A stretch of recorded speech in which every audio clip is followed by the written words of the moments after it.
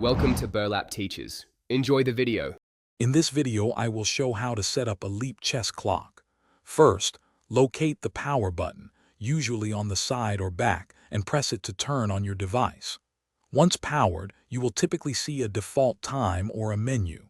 Use the mode button to cycle through available game settings, like a standard game or a quick play option. Confirm your selection to proceed to the next step of setting the time. Now let's set the main time for each player.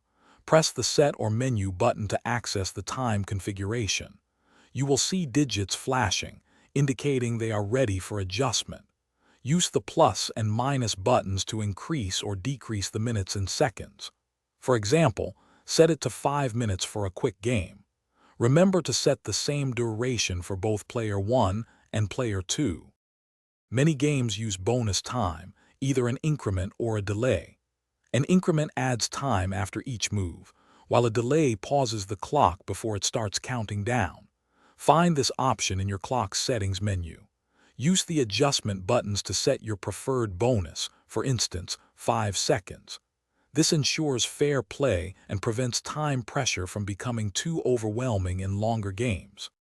With your time and bonus settings configured, you are ready to start the game. Simply press the Start or Play button. The clock for the first player will begin counting down. After each move, press your side of the clock to switch to your opponent's time. Many Leap clocks will automatically save your chosen settings, making future game setups much faster and easier for you. Thanks for watching. Consider subscribing if this video helped you.